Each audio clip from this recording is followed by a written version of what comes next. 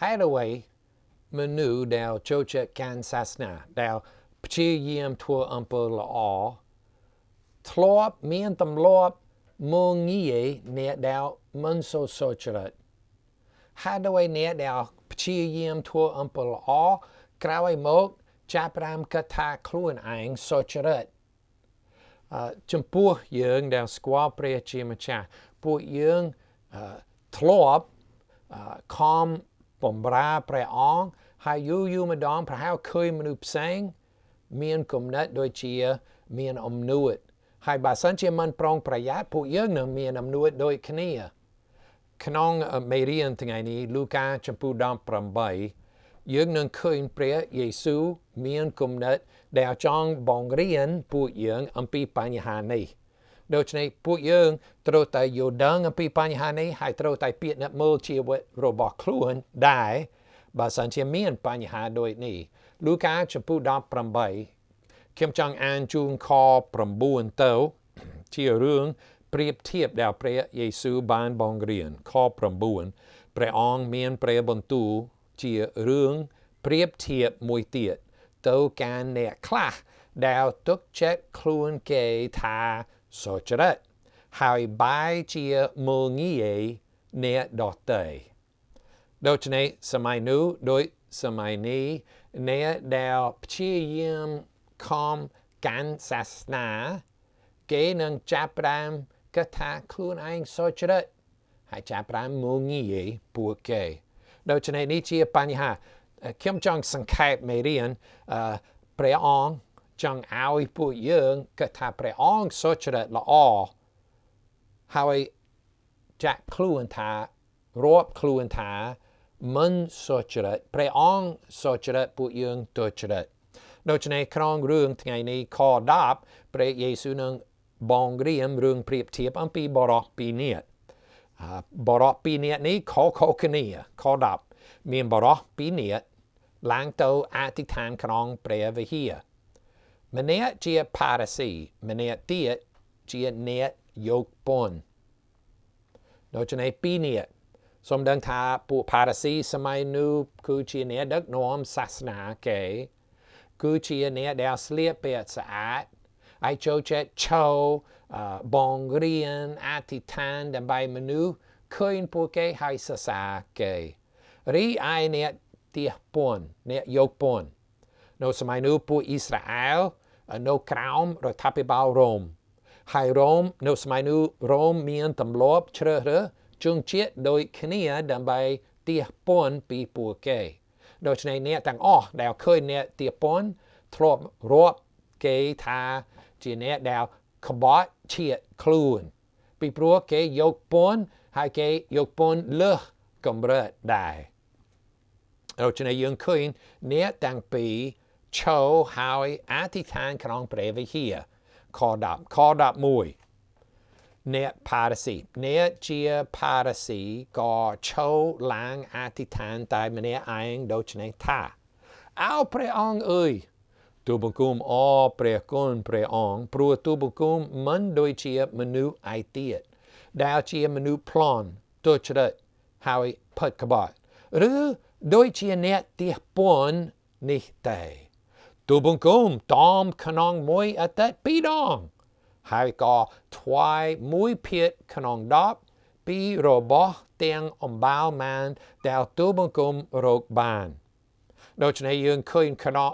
ពួកផារីស៊ីខ11ខ12យើងឃើញលក្ខណៈរបស់អ្នកនោះដំបូង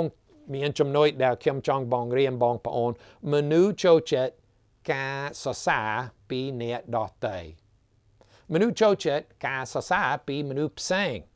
ហើយយើងឃើញខ11យើងឃើញគំនិតក្នុងបរិសុទ្ធម្នាក់នោះពួកផារីស៊ីសម័យនោះពួកផារីស៊ីយូរម្ដងមានអ្នកស្មោះត្រង់នឹងព្រះអង្គស្មោះនឹងព្រះបន្ទូលប៉ុន្តែជួនកាលគេចូលចិត្តឲ្យគេសរសើរលូកាចំពោះ16មិនឆ្ងាយពីចំពោះ18មានខគម្ពីរក្នុងខ15ព្រះយេស៊ូវព្រះអង្គមានព្រះបន្ទូលទៅពួកផារីស៊ីម្ដងទៀតថាអ្នករាល់គ្នាជាពួកសម្ដែងខ្លួនថាសុចរិតនៅចំពោះមុខមនុស្ស ព្រះយេស៊ូវជំរាបពួកផារ៉ាស៊ីថាពួកគេចូលចិត្តសម្ដែងខ្លួនជាសុចរិតតែខ15ទៀតតែព្រះជ្រាបចិត្តអ្នករាល់គ្នាហើយគេចូលចិត្តបង្ហាញខាងមុខគេដូចជាសុចរិតប៉ុន្តែខាងក្នុងមិនសុចរិតទេហើយយើងឃើញក្នុងខគម្ពីរនេះលូកាចំពោះ18គំនិតរបស់ពួកផារ៉ាស៊ីម្នាក់បរិបម្នាក់នោះចូលខ11ចូលចិត្តធ្វើអីប្រៀបធៀបខ្លួនជាមួយមនុស្សផ្សេងអូទូបង្គំអរព្រះគុណព្រះអង្គព្រោះទូបង្គំមិនដូចជាមនុស្សឯទៀតដែលមនុស្សប្លន់ទុច្ចរិតហើយផិតក្បត់ឬដូចជាអ្នកទាពន់នេះទេដូច្នេះយើងឃើញគំនិតរបស់ពួកផារ៉ាស៊ីហើយមនុស្សខ្លះគេចូលចិត្តប្រៀបធៀបខ្លួនជាមួយអ្នកដែលមិនសូវល្អប៉ុន្មានទេអូបើប្រៀបធៀបខ្លួនជាមួយអ្នកធ្លាប់ស្រវឹងពួកយើងសុចរិតបើប្រៀបធៀបខ្លួនជាមួយម្នាក់ដែលធ្លាប់និយាយដើមជេរគេអូយើងសុចរិតហើយប៉ុន្តែសូមដឹងថាយើងត្រូវតែមកឲ្យព្រះឲ្យប្រៀបធៀបខ្លួនជាមួយសេចក្តីសុចរិតរបស់ព្រះជាម្ចាស់បើសិនជាពួកយើងប្រៀបធៀបខ្លួនជាមួយអ្នកអាក្រក់នោះយើងចាប់ផ្ដើមគិតថាអូសុចរិតហើយប្រសើរជាងគេប្រសើរជាងពួកគេហើយចាប់ផ្ដើមមើលងាយពួកគេមិនមែនជាសម័យនោះប៉ុណ្ណោះសម័យព្រះយេស៊ូវគឺជាទម្លាប់របស់មនុស្សទូទៅសាសនាណាក៏បានមនុស្សនឹងចាប់ផ្ដើមប្រៀបធៀបខ្លួនជាមួយមនុស្សផ្សេងហើយបើសិនជាធ្វើអញ្ចឹងនោះនឹងជួនកាលនឹងគិតថាខ្លួនសុចរិតប៉ុន្តែព្រះអង្គចង់ឲ្យយើងមកឲ្យព្រះឃើញថាព្រះអង្គសុចរិតយើងទុច្ចរិតប្រៀបធៀបខ្លួនយើងទង្វើរបស់យើងជាមួយព្រះជាម្ចាស់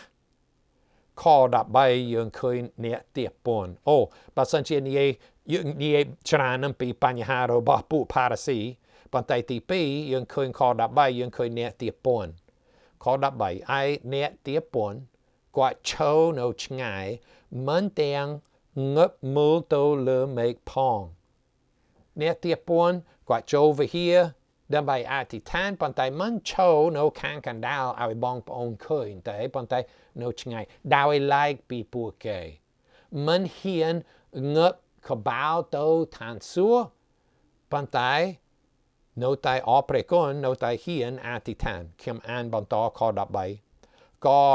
កក់ដាមទ្រូងទូថាមានន័យថាគាត់ដូចជាវាយខ្លួនដោយសារមិនល្អអោព្រះអង្គអើយសូមទ្រង់មេត្តាអត់ទោសដល់ទូបង្គំដែលជាមនុស្សបាបផងដូចជាយើងឃើញចិត្តរបស់អ្នកចិត្តគំនិតរបស់អ្នកទាពន់នោះគាត់មិនសូវហ៊ានអធិដ្ឋានដោយក្លាហានដល់ព្រះទេមិនសូវមកឲ្យបល្ល័ង្ករបស់ព្រះដោយបង្ហាញថាអូខ្លួនឯងសុចរិតហើយស័ក្តិសមនឹងព្រះពរអត់ទេគំនិតមួយទៀតដែលចង់ឲ្យបងប្អូនឃើញគឺមនុស្សដែលស្គាល់កំហុសខ្លួននោះនឹងថ្វាយបង្គំខុសពីមនុស្សធម្មតាខុសពីធម្មតាបើសិនជាយើងមកឲ្យព្រះដូចជាចូលរួមថ្វាយបង្គំព្រះដូចជាអធិដ្ឋានដូចជាបម្រើប្រាំងការងារព្រះអង្គហើយគិតថាយើងស័ក្តិសមយើងល្អព្រះអង្គគូត្រូវតែប្រទានពរដល់យើងនោះយើងនឹងចាប់ផ្ដើមមានអំនួតដោយពួកផារ៉ាស៊ីប៉ុន្តែបើសិនជាយើងមកឲ្យព្រះដោយគំនិតរបស់អ្នកទាពន់នោះដែលថាមិនស័ក្តិសមសូមទ្រង់មេត្តាអត់ទោសដល់ទូបង្គំដែលជាមនុស្សបាបផងដោយខ្ញុំបាននិយាយអំបញ្ញមិញថាអ្នកទាពន់មិនប្រៀបធៀបជាមួយអ្នកផ្សេងតែដោយពួកផារ៉ាស៊ីបើសិនជាពួកយើងប្រៀបធៀបជាមួយមនុស្សផ្សេងអូជួនកាលយើងសុចរិតល្អជាងប្រសើរជាងគេប៉ុន្តែតាមពិតត្រូវតែមកឲ្យព្រះឲ្យកាត់ប្រៀបធៀបជាមួយសេចក្តីសុចរិតព្រះនិងអំពើអាក្រក់របស់ខ្លួនយើងតាមពិតបងប្អូនមិនត្រូវឲ្យខ្ញុំបញ្យល់ច្រើនអំពីអំនួតនិងការបន្ទាបខ្លួនទេ ព្រះគម្ពីរមានខគម្ពីរច្រើនដោយសុភាសិតចំពុក29ខ23ចិត្តឆ្មាំងឆ្មៃរបស់មនុស្សនឹងនាំឲ្យទៀបថោកទៅមានន័យថា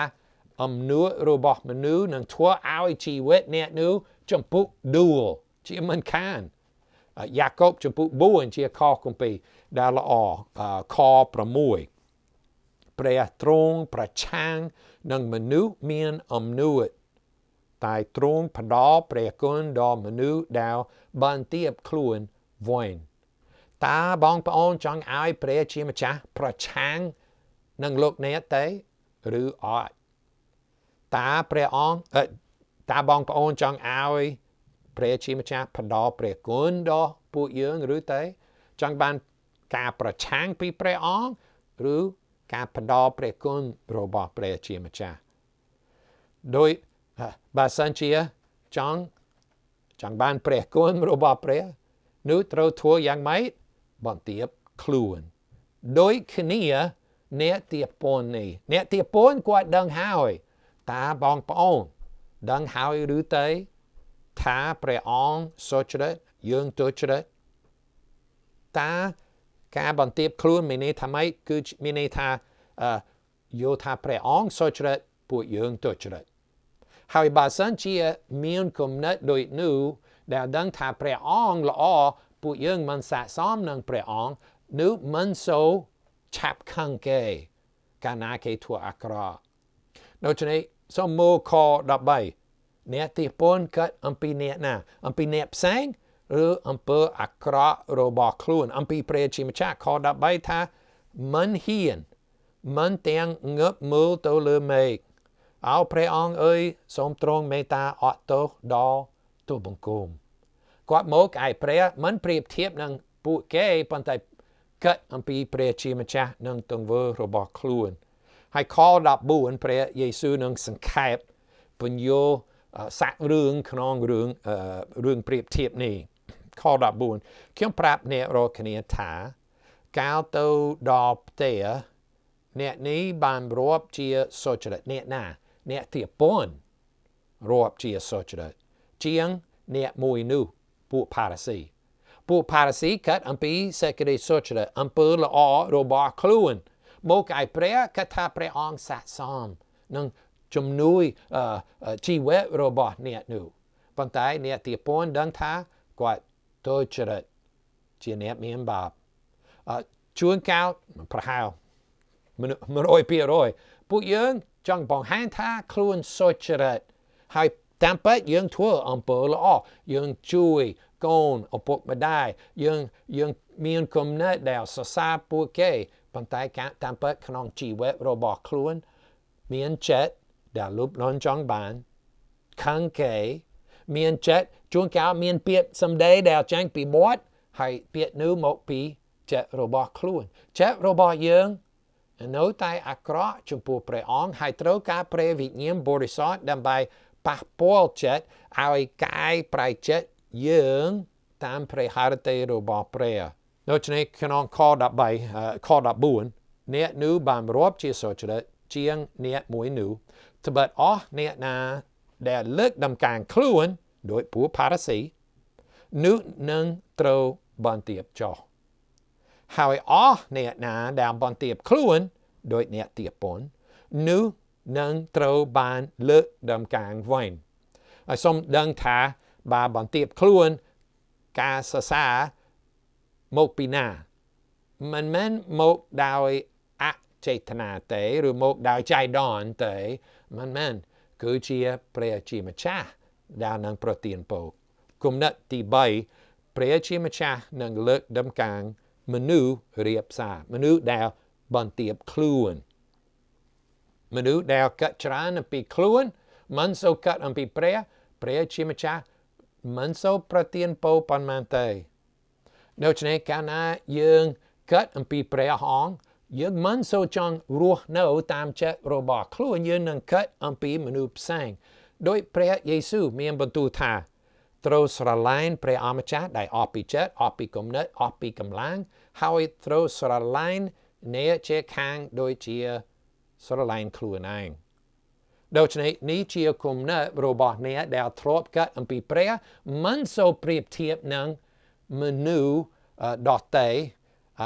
បើសិនជា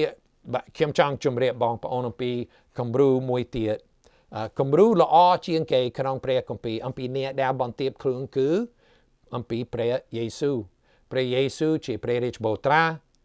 មុននឹងប្រសូតមកផែនដីនេះនៅឋានសួគ៌ជាមួយព្រះវរបិតាមានអំណរមានកិត្តិយសប៉ុន្តែសោកចិត្តបន្ទាបខ្លួនយាងមកប្រសូតជាមនុស្សយកកំណើតជាមនុស្សហើយចាប់ផ្ដើមរស់នៅដោយមនុស្សធម្មតាដើម្បីស្ដាប់បង្គាប់ព្រះハរតីរបស់ព្រះសូមដឹងថាព្រះយេស៊ូវស័ក្តិសមនឹងជីវិតស្រួលប៉ុន្តែព្រះយេស៊ូវសោកចិត្តស្ដាប់បង្គាប់ព្រះរងទុក្ខរហូតដល់សាវទីវង្គតដល់ជើឆ្កាងដើម្បីអីដើម្បីសង្គ្រោះអ្នកមានបាបដើម្បីឲ្យព្រះអង្គរកពួកយើងជាសុចរិតវិញអ្នកដែលជឿលើព្រះយេស៊ូវសេចក្តីស្លាប់ព្រះយេស៊ូវនឹងប្រោសយើងឲ្យរស់ពីស្លាប់ឡើងវិញដើម្បីមានជីវិតថ្មីភីលីបជាខគម្ពីរភីលីបចំពុក2ខ8ចំពុក2និយាយច្រើនអំពីការបន្ទាបខ្លួនរបស់ព្រះយេស៊ូវខ8ថាដោយឃើញព្រះអង្គគឺព្រះយេស៊ូវមានភាពជាមនុស្សដូច្នោះនោះក៏បន្ទាបអង្គទ្រង់ទាំងចុះចូលស្ដាប់បង្គាប់រហូតដល់ទីមរណៈគឺព្រះអង្គទទួលសុគតជាប់លើឈើឆ្កាងផងដូច្នេះយើងឃើញថាព្រះយេស៊ូវបន្ទាបខ្លួនចុះចូលរហូតដល់រងទុក្ខលើឈើឆ្កាងព្រះយេស៊ូវមិនស័ក្តិសមនឹងសេចក្តីនោះប៉ុន្តែព្រះយេស៊ូវសោកចិត្តបន្ទាបខ្លួនហើយបន្តក្នុងចំពុក2ខ8ខ9ដោយហេតុនោះបានជាព្រះបានលើកទ្រង់ឡើងគឺព្រះយេស៊ូវយ៉ាងខ្ពស់ហើយបានប្រទានឲ្យមាននាមដ៏ប្រសើរលើសជាងអស់ទាំងនាមដូច្នេះព្រះអង្គព្រះវរបិតាឃើញព្រះយេស៊ូវបន្ទាបខ្លួនហើយបានប្រទានពរហើយខ្ញុំចង់ឲ្យគំរូមួយទៀតប៉ុន្តែគំរូនោះអត់ល្អមនុស្សខ្លះនិយាយថាខ15លូកាចំពុក18លូកាចំពុក15សំចុកចំពុក18ខ15ជាគំរូរបស់សិស្សព្រះយេស៊ូវដែលមានអំនួតគេមិនបន្ទាបខ្លួនទេគេនឹងខាត់ក្មេងៗមកឯព្រះយេស៊ូវខ15មានគេនាំក្មេងតូចៗមករកព្រះយេស៊ូវដើម្បីឲ្យព្រះអង្គបានពោលពួកគេតែពេលពួកសិស្សបានឃើញសាវករបស់ព្រះយេស៊ូវបានឃើញក៏បន្ទោសស្ដីឲ្យដល់គេប៉ុន្តែព្រះយេស៊ូវហៅពួកសិស្សមកហើយមានព្រះបន្ទូលថាទុកឲ្យកូនក្មេងមករកខ្ញុំចុះកុំខាត់ពួកគេឡើយត្បិតព្រះរាជរបស់ព្រះមានសត្វតែមនុស្សដោយក្មេងៗទាំងនេះមនុស្សដែលបន្ទាបខ្លួនខ17ខ្ញុំប្រាប់អ្នករាល់គ្នាជាប្រកាសថាអ្នកណាដែលមិនទទួលព្រះរាជរបស់ព្រះដូចជាក្មេងតូចមួយទេអ្នកនោះចូលទៅក្នុងព្រះរាជរបស់ព្រះអង្គមិនបានឡើយមានន័យថាម៉េចសាវកព្រះយេស៊ូវអត់ឲ្យមិនចង់ឲ្យក្មេងមកឲ្យព្រះយេស៊ូវគាត់ថាព្រះយេស៊ូវមិនស័ក្តិសមព្រះយេស៊ូវល្អជាងពួកក្មេងៗរីឯព្រះយេស៊ូវមានបន្ទូលថាពួកយើងទាំងអស់ដែលចង់ជឿលើព្រះយេស៊ូវជាព្រះសង្គ្រោះចូលព្រះរាជរបស់ព្រះត្រូវតែបន្ទាបខ្លួនហើយមានគំនិតដោយក្មេងដែលនិយាយដោយអស់ពីចិត្តដែលមកមិនថាអីអំពីមនុស្សផ្សេងទេដូច្នេះពួកយើងទាំងអស់ចង់សួរតើបងប្អូននឹងមកឯព្រះអង្គថ្ងៃនេះស្អែកខាងស្អែកដូចជាមនុស្សដែលស័ក្តិសមនឹងព្រះអង្គឬជាមនុស្សដែលជាអ្នកមានបាបតើបងប្អូនឃើញថាខ្លួនឯងជាអ្នកមានបាបចំពោះព្រះអង្គឬទេឬបងប្អូនមានទម្លាប់មកឯព្រះដោយសារអំពើល្អរបស់ខ្លួនមនុស្សដែលអំពើល្អចំពោះព្រះអង្គមិនសមដើម្បីមកឯព្រះទីមតាជាព្រះជាម្ចាស់ទេត្រូវតែមកឯព្រះដោយសេចក្តីសុចរិតរបស់ព្រះយេស៊ូវ សូមរួមចិត្តអធិដ្ឋានជាមួយខ្ញុំអរព្រះគុណព្រះអង្គដែលព្រះយេស៊ូវមានបន្ទូលរឿងប្រៀបធៀបដើម្បីឲ្យពួកយើងយល់ច្បាស់អំពីអ្នកដែលមកឯព្រះអង្គសូមជួយឲ្យលោកគ្រូឲ្យបងប្អូនទាំងអស់មកឯព្រះដូចជាអ្នកទាសពន្ធដែលដឹងថាមិនស័ក្តិសមព្រះពររបស់ព្រះប៉ុន្តែទុកចិត្តលើព្រះハរតីមេត្តាករុណារបស់ព្រះជាម្ចាស់គឺក្នុងព្រះនាមព្រះយេស៊ូវគឺសេចក្តីស្លាប់ព្រះយេស៊ូវសេចក្តីសង្គ្រោះព្រះយេស៊ូវដែលយើងខ្ញុំមានផ្លូវអធិដ្ឋានអាមែន